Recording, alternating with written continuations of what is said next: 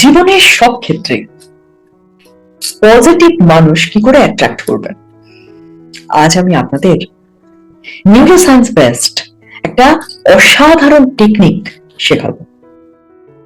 এই টেকনিকটার কয়েকটা স্টেপ রয়েছে এবং কিছু প্রস্তুতি রয়েছে, একটু মন দিয়ে শুনবেন। আমি প্রথমে এই টেকনিকটা বলবো এবং শেষের দিকে কেন এটা কাজ করে তার সাইন্টিফিক যে ব্যাখ্যাটা সেটাও দেব। সুতরাং পুরো ভিডিওটা খুব মন দিয়ে শুনবেন। অ্যাকচুয়ালি আমাদের জীবনে পজিটিভ মানুষ কিন্তু সব সময় প্রয়োজন। যে মানুষগুলো সাপোর্টিভ হবেন, যে মানুষগুলো আমাদের সম্মান করবেন, ভালোবাসবেন নিঃস্বার্থভাবে, এরকম মানুষেরই প্রয়োজন আমাদের সব ক্ষেত্রে। আর এই মানুষগুলো যদি আমাদের জীবনের সব ক্ষেত্রে থাকেন তাহলে কি হয়, আমাদের কোয়ালিটি অফ লাইফ অনেক বেটার হয়, তাই না? তো এই টেকনিকটা কিভাবে করবেন? প্রথম হচ্ছে প্রস্তুতি।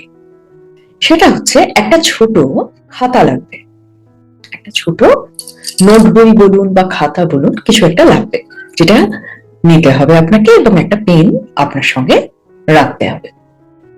এবার কি করবেন, একটা শান্ত জায়গায় বসবেন যেখানে খুব বেশি নয়েজ নেই, কলরল নেই।